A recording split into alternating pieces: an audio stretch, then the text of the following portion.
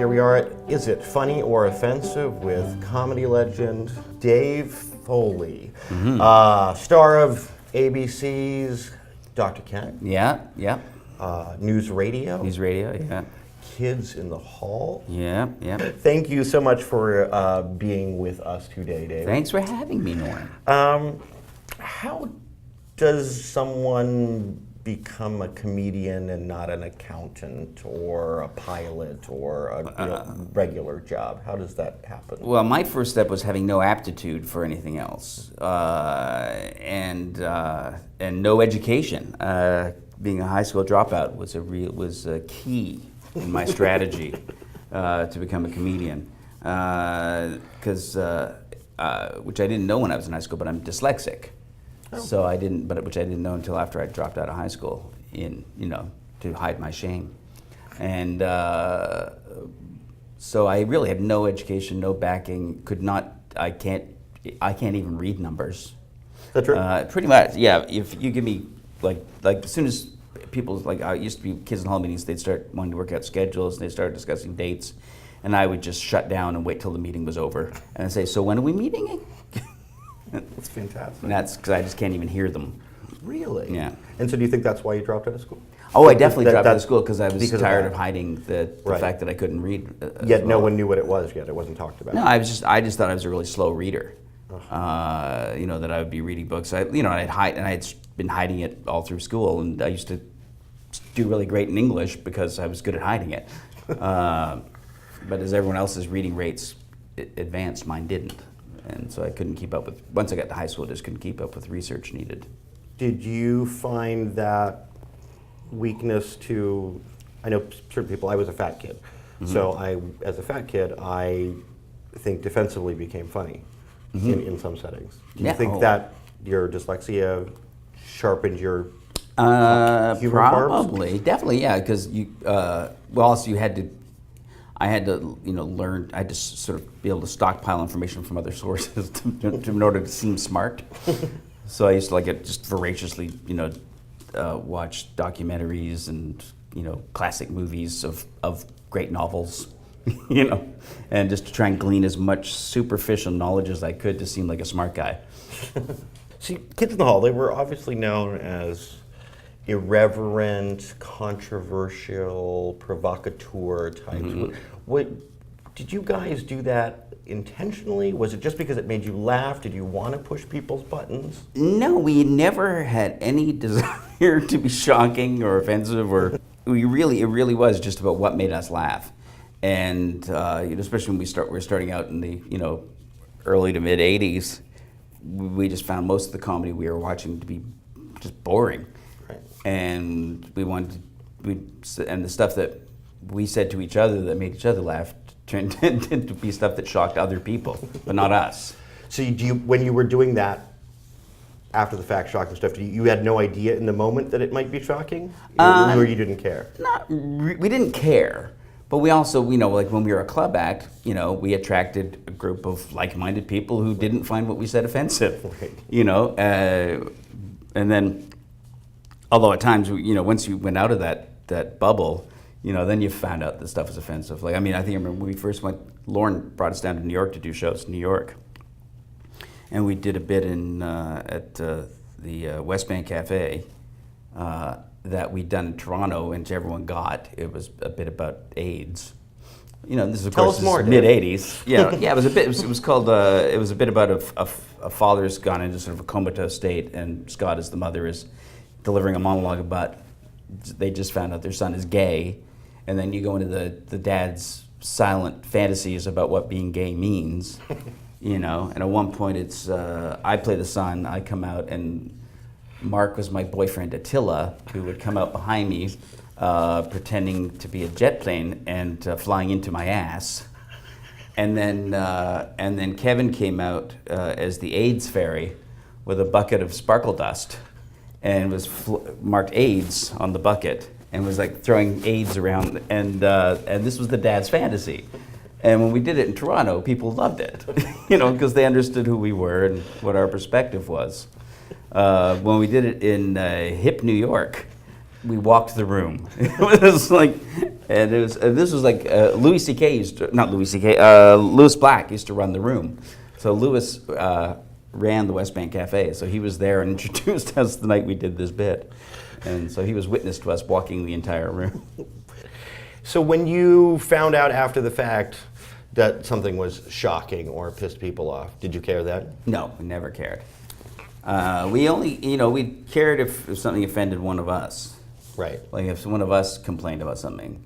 Usually it was me. And what might have something like that been? Well, I think I was the one who's probably the most sort of conscious of things that to me felt sexist at the time.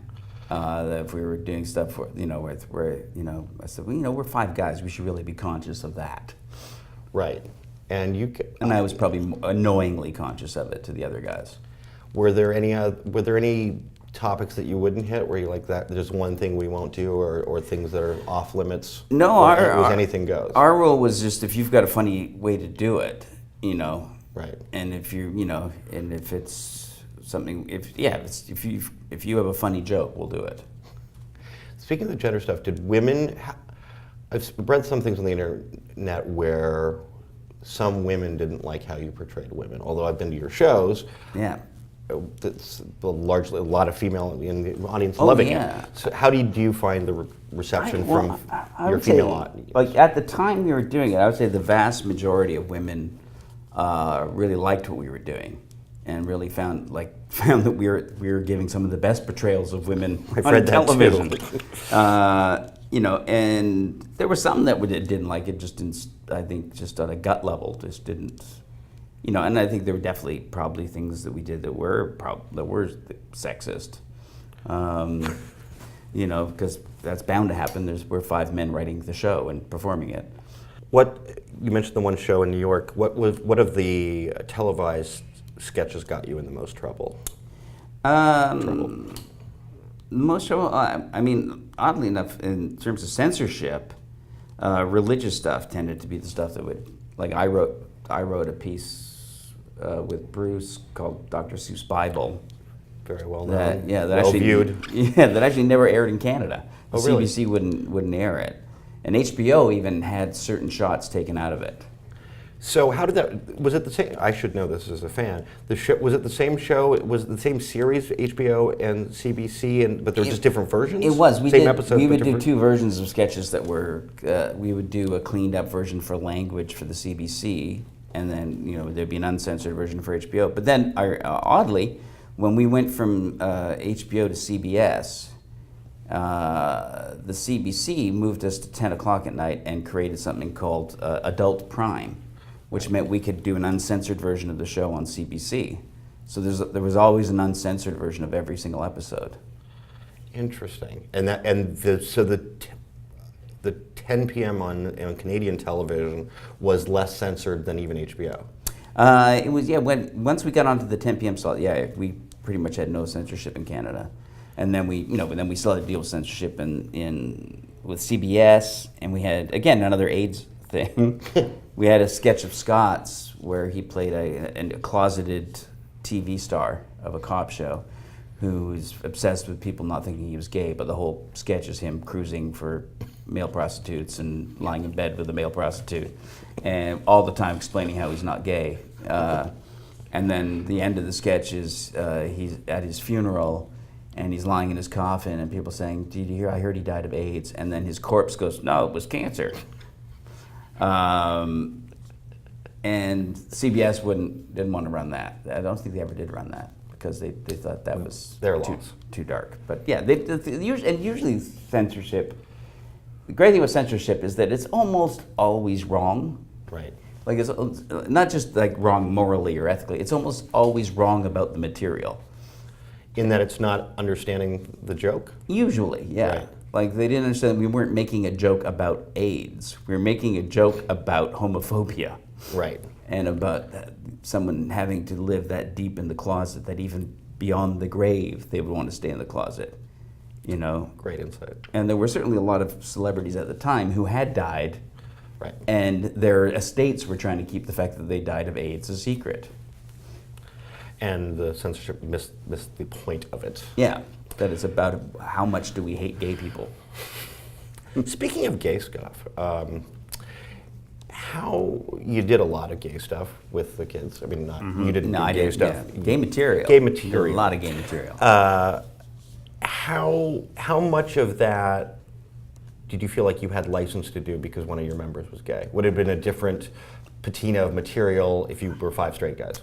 Definitely. I think it would have been different because a lot of the game, not all of it, but a lot of the game material was written by Scott and Paul Bellini.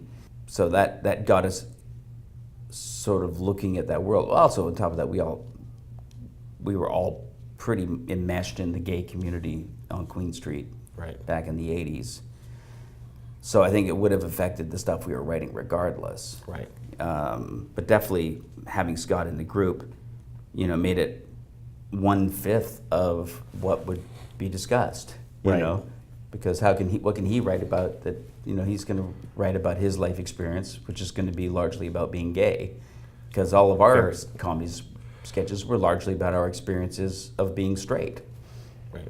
But when you write a sketch about a couple having dinner, people will go, "Oh, what a great heterosexual sketch."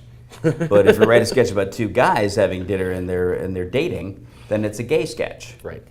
The content of the 2 sketches can be exactly the same, but one's a gay sketch. The other one isn't a heterosexual sketch. It's a dating sketch. Right.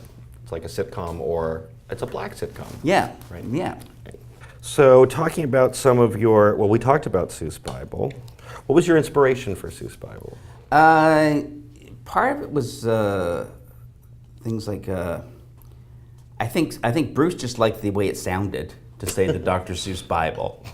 And then as we were writing it, for me it was about things like when it always really bothered me that there were Bible comic versions of Archies, which I thought was really taking, pop culture and using it to indoctrinate kids kids at an early age into a philosophy.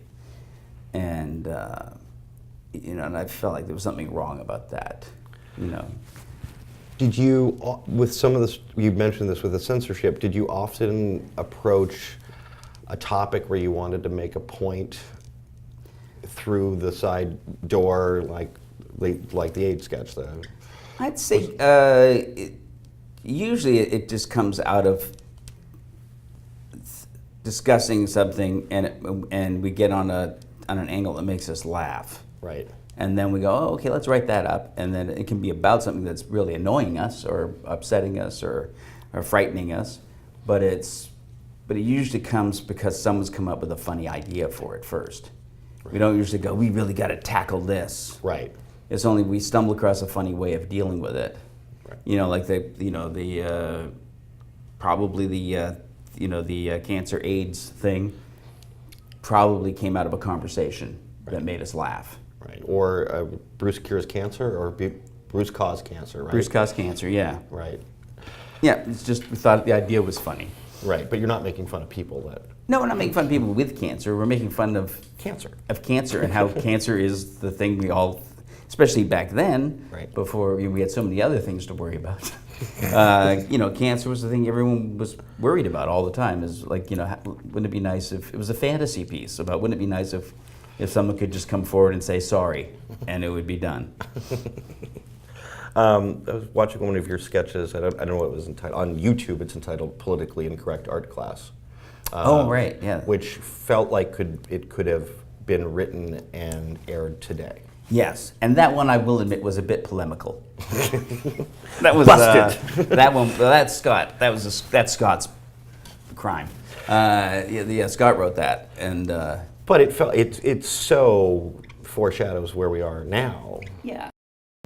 An art teacher, and they have a new model in the class, and the class nude model. A nude model, and the class starts attacking him for having a female nude model and saying, well, why isn't she a woman of color? Why don't we have the handy-capable model? Hate crime! Hate crime! Where are the nude models of color? The people of girth, the handy-capable, the elderly.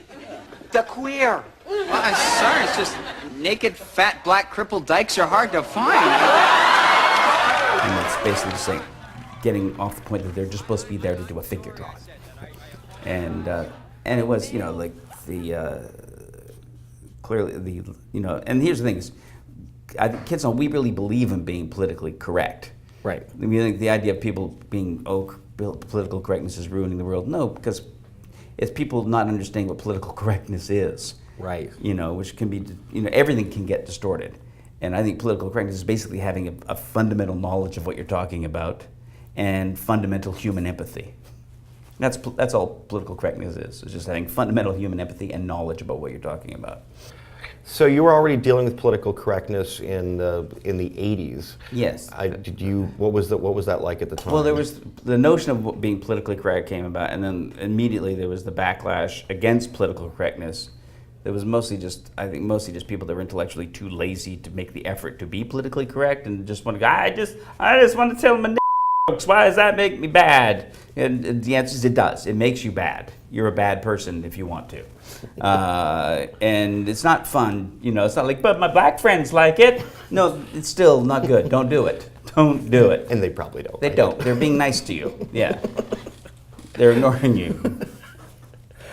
Do you feel, is there a different set of rules for comedians when it comes to political correctness or free speech, as opposed to Joe Civilian making a joke versus, let's say, a president of the United States making a joke? Should it be the same set of rules?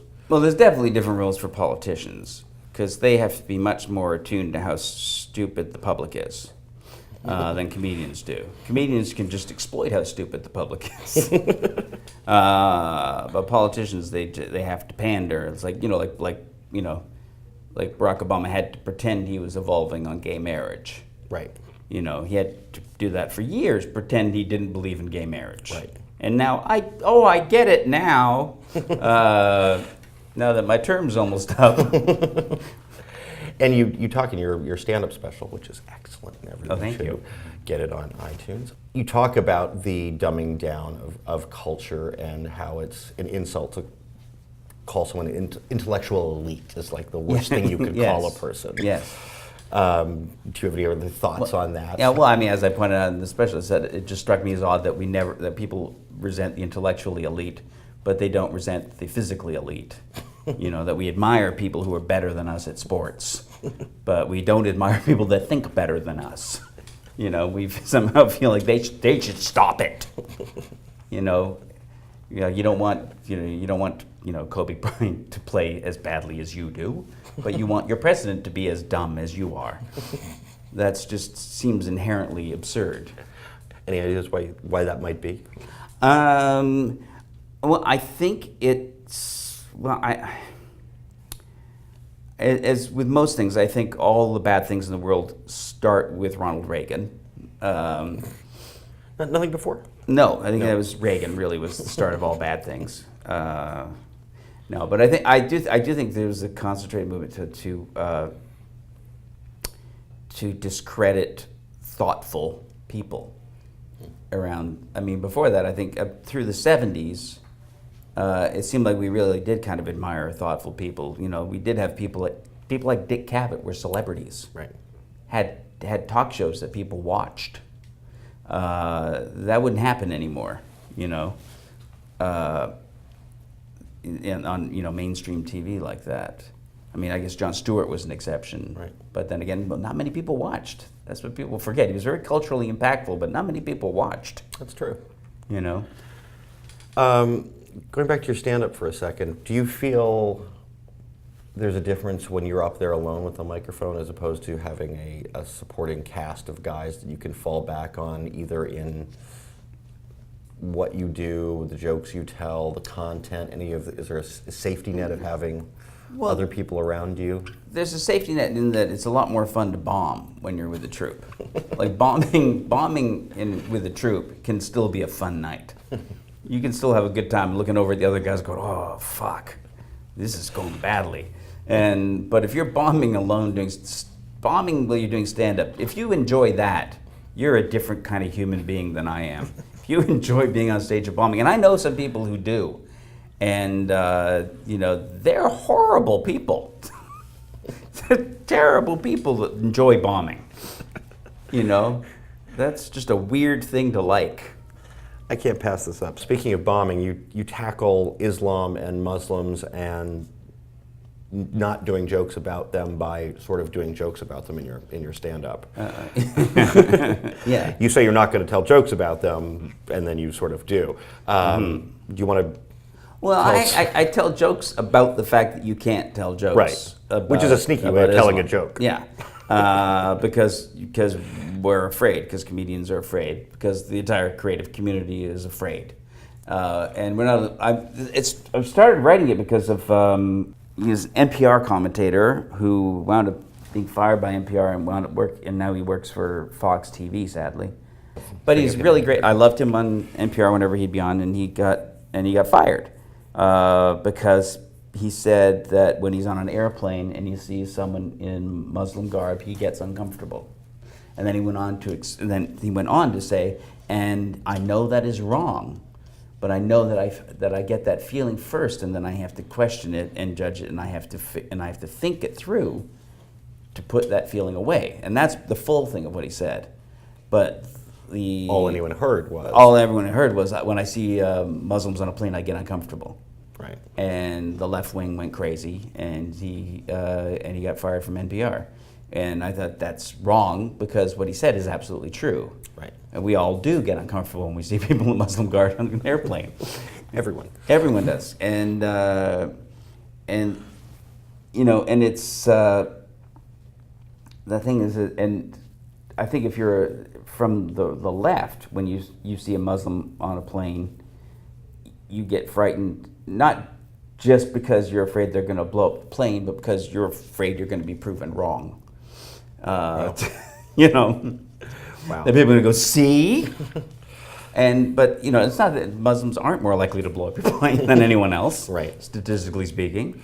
You know, lots of planes have been blown up by non-Muslims. But the fact is that there is a fear, and that fear comes from, you know, like Salman Rushdie really had an impact on artistic people around the world, creative people who have to speak publicly. Do you feel in the comedic community that people are truly afraid about making those jokes? Oh yeah, Really? because people don't do it. They don't do it because they're afraid of retaliation. They don't. You don't hear comedians making jokes about Muhammad Right. anywhere. And as you know, as I said in my act, I tried to say the most offensive thing I could think of about Jesus, just to show that you can do it Right. and get away with it, but you can't. You're not going to. No one's going to do it about Muhammad. So that's really an amazing form of censorship Yeah. on yeah. the part of terrorists. Yeah. Because what they wanted, they've succeeded in at least that portion of their purpose is you don't make jokes about Muhammad, we don't like it, Yeah. and you're not doing it. Yes, and the left will mask their fear by saying it's about being religiously sensitive. But they're we not shouldn't. being. We shouldn't depict the prophet because that's offensive to their core religious beliefs.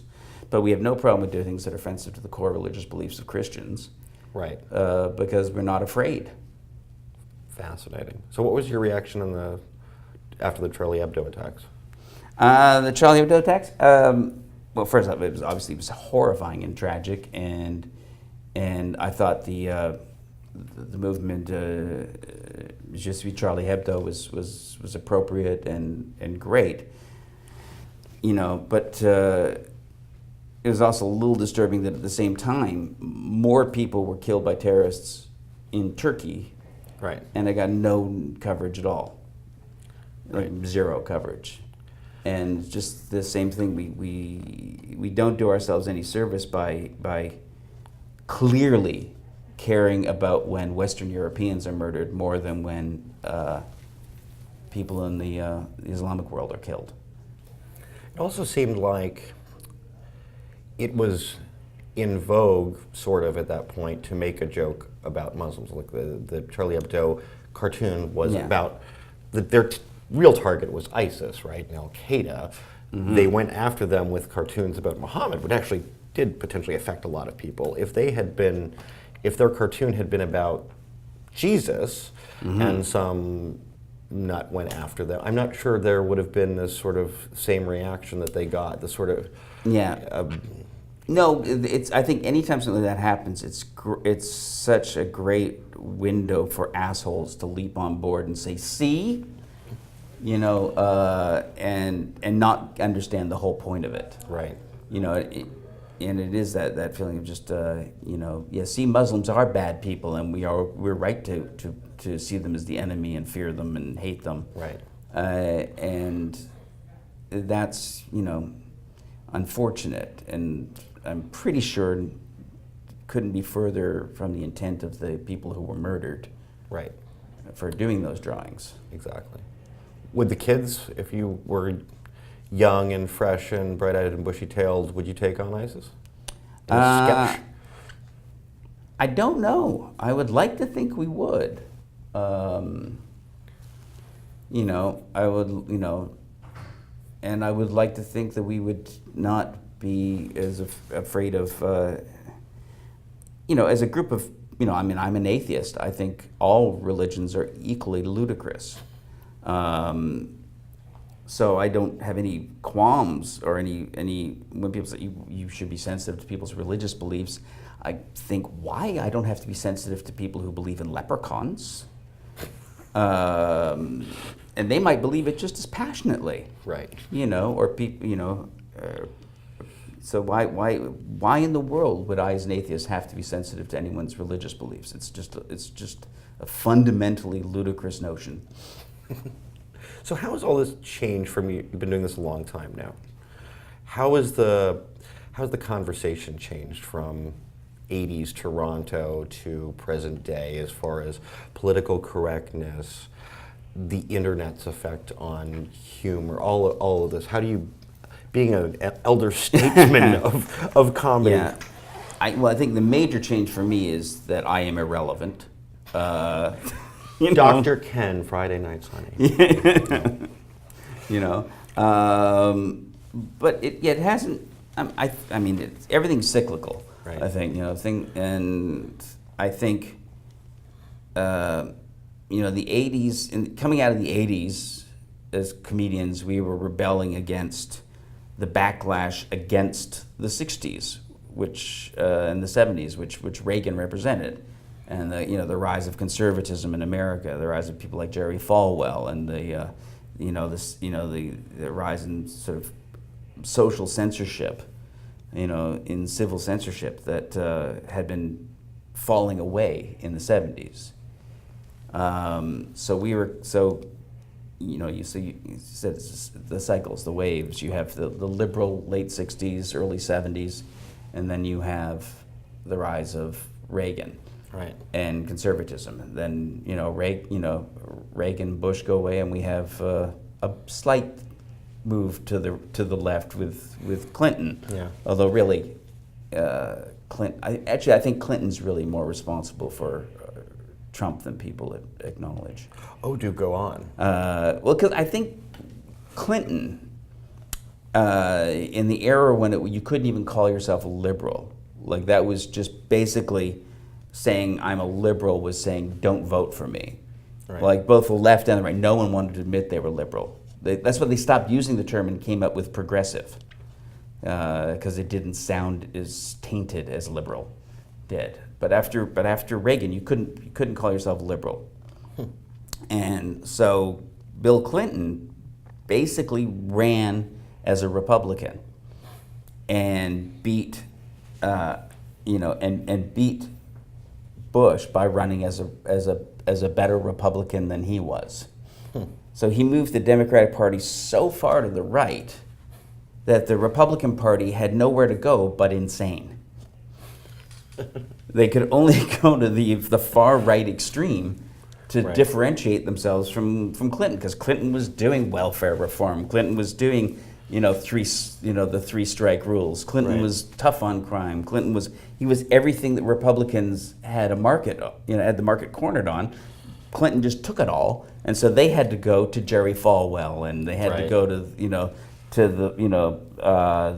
the anti-abortion crowd, because the Republican Party wasn't an anti-abortion crowd until Clinton. Right. There were liberal Republicans, and there were Republicans who accepted Roe v. Wade as the law of the land, And it was only because it's a law. yeah, the only way they could differentiate themselves from Clinton's version of the Democrats was to go fucking insane. And now we have Trump. Yeah.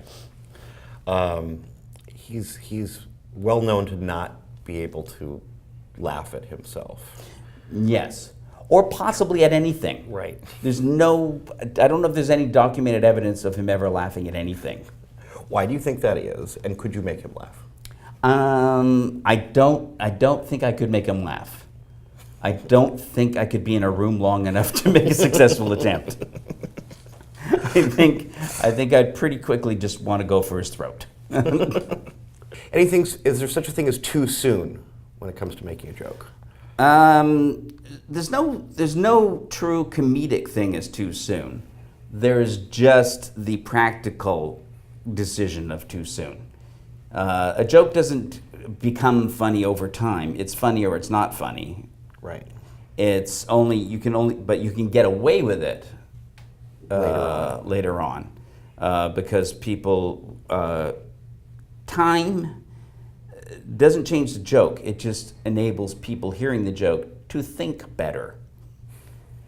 Because people don't think very well most of the time.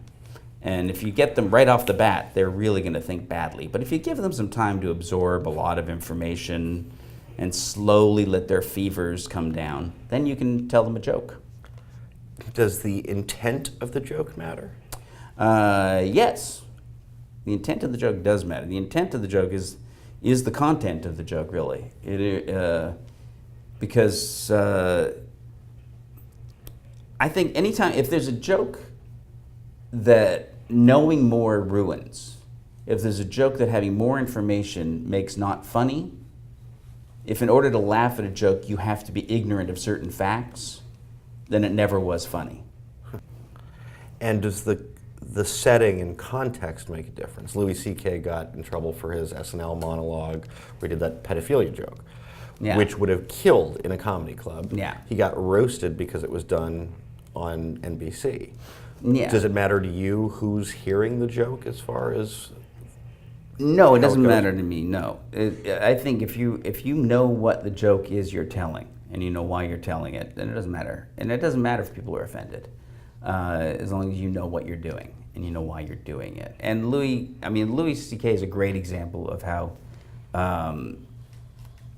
comedy really has no power. Because Louis is probably the best stand-up comic in the world right now, and one of the smartest.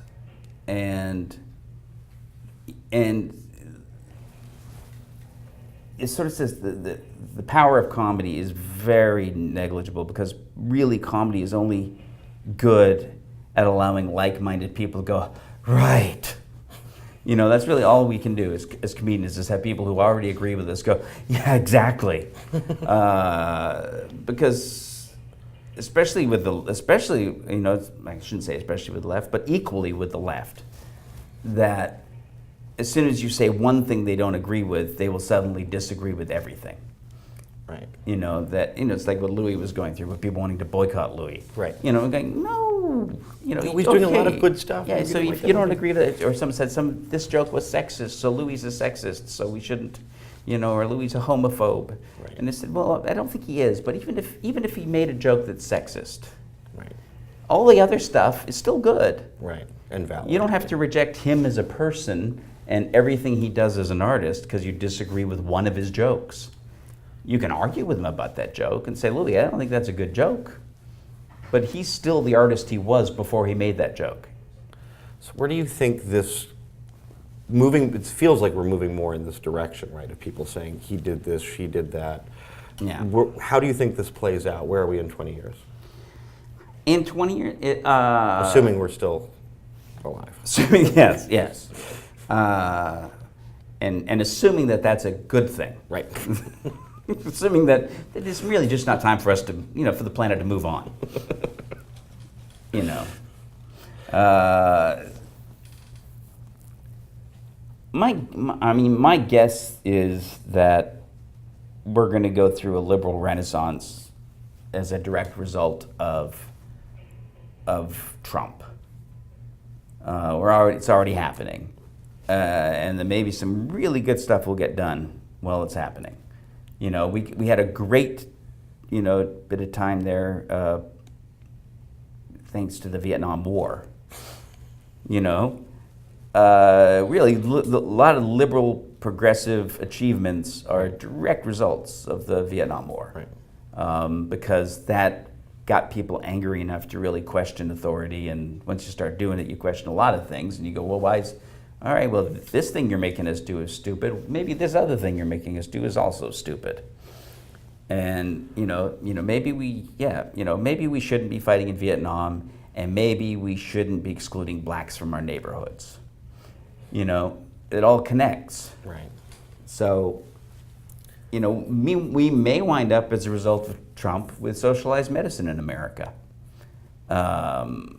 Maybe we'll wind up with maybe Europe will become a more central player in keeping the peace of the world because America has failed under Trump. Maybe Europe will become more powerful and solid, and even though Trump's clear desire is to dismantle Europe, Right. for the benefit of Russia. You spoke about the negligible effects of comedy, but don't you think culturally being able to laugh at these things does sort of move the needle, or no? No, it doesn't really. Comedians, you have to catch a wave of people who agree with you, or else no one's going to listen. Right. So if you're, and if you're not, as I said, someone as good as Louis can have the audience turn on him, because people don't want to laugh at someone they disagree with. People won't laugh at someone they disagree with. So until enough people agree with you already, you're not going to succeed, and you're not going to have an audience. And so clearly there's no power in it. You're not really pushing things forward. You're just a really nice way for people to digest information. Right. Comedy's who probably agree with you already. Yeah, who already agree with you. It's a nice, comfortable, relaxing, bonding experience. People who agree with each other can get together. And for me, I go to bed at night and I want to watch Colbert's monologue before I go to sleep because it makes me feel calmer about the world. That I know Stephen Colbert is out there and he agrees with me, and his audience agrees with me, and his ratings are good. There's hope. And it all makes me feel good because I agree with what he's doing. But if I'm far right, I'll say Christian radical. Mm-hmm. Say it. And I accidentally see Colbert at night, it's going to keep me up all night. Where are the comedians on the right? Who are they? There aren't any good ones. That's Why the is problem. that? Why is that? There never have been any. I don't think. You can even see where sometimes a comedian will change his politics and become less good. I'm not. Dennis Miller. Dennis Miller. And again, because to tell the jokes that the right wing wants to hear, you have to be dumber. And there's no way around it. It's just people on the right. The reason they hate political correctness so much is because it requires you to know the facts.